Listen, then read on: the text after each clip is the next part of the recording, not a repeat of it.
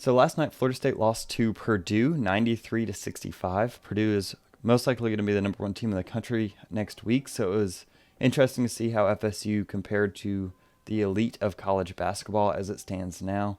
There's a lot of things and areas of improvement that FSU needs to make in the coming weeks. But let's go ahead and jump into the film and kind of see what was good, what was bad, and where FSU can go from here.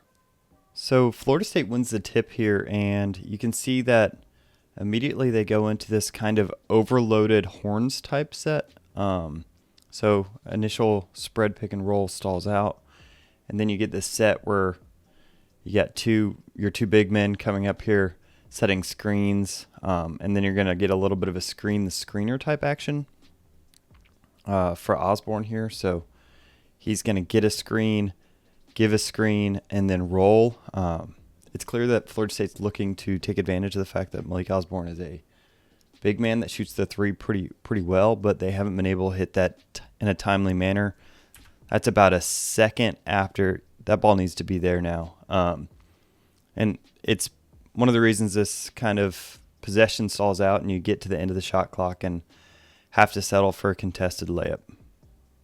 Then on the other side of the court, you can kind of immediately see what Purdue's game plan was, which is kind of an odd one as a Florida State fan. You don't see this very often, but their goal is to just get the ball into the paint. So they've got two centers who are potentially All-American level players.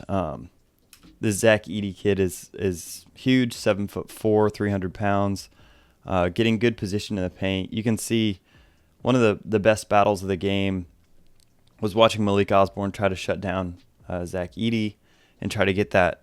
So Florida State does what's called fronting the post. So you see Osborne in front of Edey here, trying to make and then sandwich it on the back end. So trying to make that entry pass as narrow of an entry as possible. Purdue just did a really good job of getting that ball in. You can see a little bit of a push off. That became a little bit of a theme throughout the game. He was getting away with that, and that just makes it a lot easier for Purdue to get this look. And this leads to another potential theme throughout this game. Florida State's held Purdue here to the end of the shot clock. There's no great looks here. So Florida State does what's called, they play deny defense. That means that these guys one pass away are going to get in this passing lane, much like fronting the post that I just talked about. That kind of slows down a lot of the action that Purdue was doing. They do a lot of off-ball cutting. So FSU did a good job of kind of making them uncomfortable. But when you're able to make this three-pointer with no time left on the shot clock, it definitely doesn't hurt your chances. Florida State also didn't do a good job of fighting for rebounds. You can see here there's three guys under the basket, and Edey definitely has the size to be able to win this battle more times than not. But you would expect someone with as much experience as Anthony Polite to get underneath him and make this rebound a lot harder. Instead, it's an easy 2 points on the putback. Well, and one that he misses the free throw. And on the other end, you see Florida State continually missing open shots. So Mills does a good job of getting some dribble penetration without even the need of a ball screen. He's just able to use his athleticism to get the ball inside, which opens up a easy look from the three-point line for Anthony Polite, who's normally a good three-point shooter, but he seems to prefer to be in the corner. And this is just a shot that you have to make against the number 2 team in the country on the road. Jalen Worley was actually a big positive for me in this game. He's been kind of quiet early in the season, but you saw a couple plays like this that just kept our offense moving and kept shots going in. And this is just a great example of the kind of night it was. Here's a timely double team. So Mills has heads up. He sees that Ivey's putting his head down to dribble. He's one of the best dribble penetrators in the country right now. He does a good job of getting this double team, getting his hands in. Florida State does this thing where they reach with two hands to try to get jump ball calls, and they've been pretty successful with it. I think Osborne's a little flat-footed. He needs to see this double team and know that this is the easiest pass out, and kind of I would have him cheat a little bit here. But even then, you kind of expect him to be able to make this play more often than not, but instead it rolls to a Purdue guy, which opens up a free shot with no time left on the shot clock. Here you can see Florida State Leonard Hamilton allows them a little bit more freedom on the offensive side of the ball, so they tend to spread it out, have 4 or 5 guys around the perimeter, and you'll see people setting screens. So this was just a dribble handoff between Anthony Polite and Wyatt Wilkes. Wilkes kind of stops in his tracks instead of kind of going through this ball screen and making this tougher. It's still a makeable shot, but you can see that he's got 2 hands in his face. This isn't really the look you're looking for. Purdue contrasts that on the other end, getting the ball down pretty quickly before FSU gets their defense fully set up. Look how much better their spacing is here. So you see they kind of do this run-through screen here. It's not really a screen. But he cuts the basket, which means that Ivey's really the only person on this side of the floor. And Florida State's help is all spaced away or preoccupied with this screen up top. And they get a much better look on the other side of the court. Still a really tough shot. So Florida State did a pretty good job of putting pressure on Purdue. So they look to be in their man press here. And Anthony Polite jumps his passing lane, gets the turnover. They did a good job of capitalizing on this in the first half, but you saw that these things weren't quite converted as efficiently in the second half, and it kind of came back to hurt you when you had a shot in the second half. And here's a prime example of what people were saying when they said if Florida State played this defense against pretty much anybody else in the country, they were going to have a pretty good night. This is pretty well played defense. You can see they're still kind of recovering off of a rebound, but Malik Osborne has great position fronting this post, textbook job. This guy's Osborne's 6'10", so this is not an easy entry pass. Then you have Wyatt Wilkes on the backside, 6'7", 6'8", who's trying to cut off any passes over. So really, there's just a really small window here. But between this throw, this catch, and this finish, this is just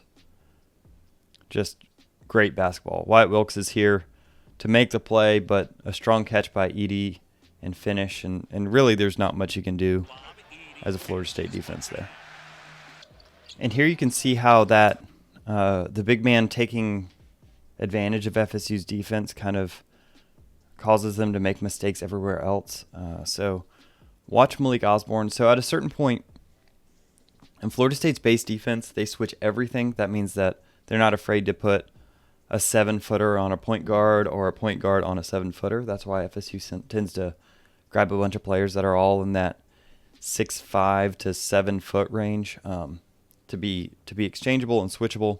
But at a certain point, Florida State was getting just destroyed in the paint whenever they switched away from Malik Osborne. He was really your best shot. And you can see here, in a normal situation, what would happen is he would stay on the center here, and Malik Osborne would switch off onto the shooting guard coming out here. Maybe he's a forward, but you can see that there's some miscommunication because I believe that at a certain point Malik Osborne was not supposed to leave Edey, and Butler was supposed to trail and follow this guy. You don't see that happening. There's a miscommunication and a wide open guy at the three-point line. So Purdue here uses what's called wheel action. So this is something that FSU fans should be used to by now, or you will be used to by the time you play Virginia. This is very similar to their blocker-mover type offense, but basically you have 2 blockers or screeners, and then you have guards running off of them in what's in a wheel motion, right, a circular motion. So the common adage is that when you set a screen, you're more than likely going to be the one that gets open. And you can see here that just this simple screen action with good spacing on the outside means that there's no backside help for Malik Osborne. And even if there were, he's not in the best position. So he is able to front the post here, but because there was this screen action up here and FSU's now worried about their three-point shooting, there's no backside help. And there's a great pass over the top. And Matthew Cleveland just has no shot there. Here's just another great play by Jalen Worley. The nature of FSU's offense is pretty free-flowing and open. They're hoping that there's enough shooting forces on the court to really to stretch out this paint and opening driving lanes. That hasn't necessarily been the case this year. But here you can see just a simple screen at the top of the key. Florida State's these guys underneath are going to vacate late to try to open up the paint. And while this isn't the most open look, Jalen Worley does a great job of converting. And I really like this look by Florida State. So this is something that you'll probably see him go to a little bit more often. It's very similar to that first look we had at the very beginning of the game, where their goal was to get Malik Osborne on what's called a pick and pop, where he sets the screen, pops out to the three-point line. What's nice is you have another guy, and John Butler, that's able to do that as well. He's shown to be a pretty decent three-point shooter. Florida State has all their guys on the other side of the court, so this is what's called an empty corner ball screen here. And really that just makes it a 2-on-2 here. And when you have a 7-footer that can step out like this and take a three-point shot, so Edey's staying in to help the dribble drive penetration off the ball screen, leaving this guy wide open. And it's a pretty look, and it's something that I would look for Florida State to go to more and more often. Here Florida State gets Purdue to do what they want to do. And so like I said earlier, Ivey's one of the best straight line penetrators with the ball in his hand in the country. Florida State was ready for it, and you see Mills always being heads up, always having his hands ready for these drives and making them difficult. And he really didn't get a lot going as a dribble drive penetrator. So in a sense, that's a win for Florida State. However, they were making all their shots. But you do get a turnover here, and just probably Mills' best game back to front. And here's another moral victory for Florida State's defense. They got kind of lost on that pick and roll. Had 3 guys all in the same place, but they do a good job recovering. Probably shouldn't leave his feet here, but he does have help on the backside. And realistically, Florida State's not in a terrible position to defend this play. But off the dribble, long 2, and there's only so much you can do. This is just another example of just how sharp Purdue was on the offensive side of the floor.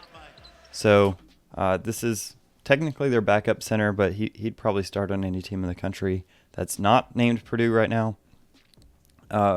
One big weakness of Florida State doing this denial defense, so like I said earlier, he's going to be up in this passing lane and make these perimeter passes difficult, is it really opens yourself up to these cutback lanes.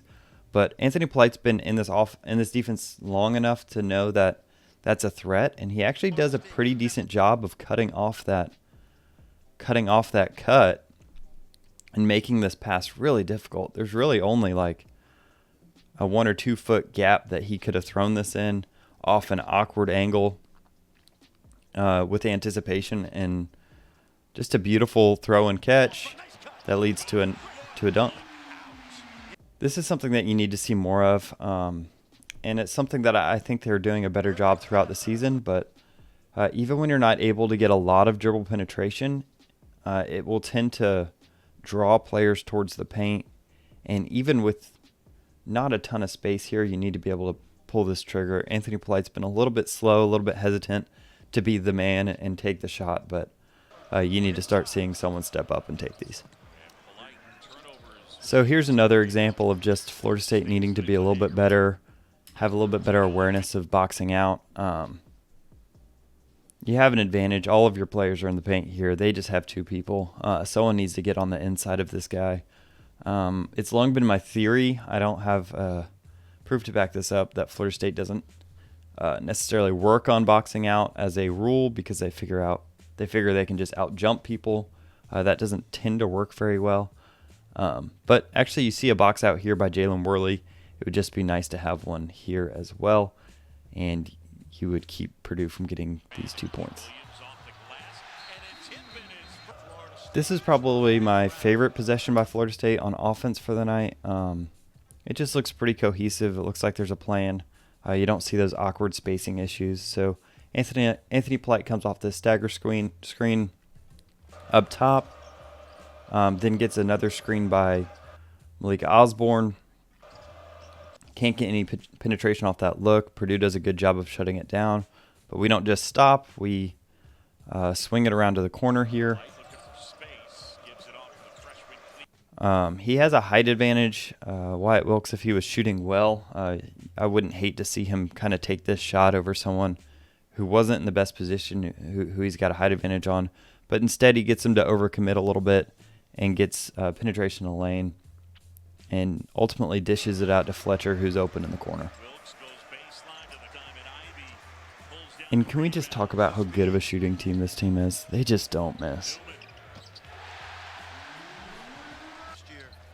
So this is just stupid. There's an entry pass and then a cutter. This, in theory, gets switched off to Wyatt Wilkes, who should pick him up here. He doesn't, which normally isn't a huge issue, but this ball's already being passed before the guy is technically even past Wilkes. And he's passing it behind his back with a third eye in the back of his head. That is just insane. And here Purdue's able to get Ivey finally free on a dribble drive penetration. By having him set in this corner here, there's less room for FSU to help. So that was kind of what was shutting him down earlier in the game. And a one-on-one drive like this, he's going to beat most players in the country. And this looks like something that usually we're on the other end of. Edey fakes as if he's going to set a screen for this shooter out here, getting both guys to kind of commit, and he cuts backdoor for a lob pass. Incredible vision and pass over the top to make this happen. Oh, I mean, so this is another encouraging sign for Florida State. Anthony Polite's going to come off what's called an Iverson cut, which is this kind of cut at the top of the key, which kind of leads to an empty side ball screen like we were talking about earlier. But instead of taking the ball screen, he does what's called rejecting it. You can see this Purdue player was cheating, expecting the ball screen to come, and just heads up play, rejecting the ball screen, getting the open look down the corner, which leads to an open three. And again, you see Mills doing kind of what you need him to do. So since Florida State's going to just space and not have a ton of action called, it's going to be a lot of more free-flowing offense. You need someone that can win these one-on-one situations with a ball in their hand. Mills did this a few times tonight against not a shabby defense. So hopefully as the season progresses, he can make these shots more and more often and progress as a scorer. And you saw Florida State cut down this second half lead early in the second half, and a lot of it was on the back of just getting some offense going with Anthony Polite and Mills, getting some dribble penetration, getting the ball in the paint. Here's a really heads-up play by Caleb Mills. So you can see that Malik Osborne has front positioning here in the post. In theory, if you can get the ball on his shoulder here, this is going to be a good look. You might could get this guy to commit and get an open three out here. But Purdue's player is kind of cheating this a little hard, doing a little bit of what Florida State does, which is kind of doubling this post on this entry pass. And Mills sees this and kind of cuts out the middleman here. So look how far in Williams is cheating here. Just this pass across the key to an open three, and that's a great look. There's just nothing to even say about this. This is just an incredible play. And this is where FSU really could have closed the gap. They forced a few turnovers and looked to be cutting it down, but here you see Purdue make a great play. Number 2 here for Purdue is behind, but he's able to still get a hand in and knock the ball out on this transition. And FSU just wasn't able to convert these. Here's another example of just how FSU was able to play great defense, but just not put it all together. So Anthony Polite Gets kind of pushed behind off some backdoor screen action, but works his way to the front, gets a turnover, and you get a transition opportunity the other way. But Matthew Cleveland, this is kind of a freshman mistake, going a little soft to the hole, and he misses it. And here you see Purdue returning the favor with a cross-court pass for an open three. Just like earlier, not much you can do about that. But at a certain point, Purdue was able to pull back away just from their shooting. So this is a heads-up play. All these guys trying to get dribble penetration, make the next shot look better. This is pretty heads-up, so Wyatt Wilkes is playing deny here. Like I've said earlier, but their guy reads it and kind of fakes him out here, getting an open three. Yeah, just a good shot. Yeah, I'm going to skip to the end here. And, this was not the cleanest of games by Florida State, but it's not one that you expect to lose by 28 points. This Purdue team just came ready to play. They were sharp. They were good offensively. They made throws and shots that you just aren't making at Florida State. There's an air ball. But it's one of those things where this is a learning experience. Florida State has a lot of youth still, a lot of growing to do. Purdue really took advantage of FSU not having the size that they normally do with 2 7-footers on the bench. But even then, I don't think FSU is going to come away with this victory. Hopefully they can take Mills and Worley improving on the offensive end and make something out of that as the season progresses. This is a down year for the ACC, so I think you'll see Florida State competitive game in, game out in ACC play, and I think they showed that this defense at least should carry them to an NCAA tournament appearance. So thanks for joining me. Let me know if you want to see more basketball stuff as the season progresses, and go Noles.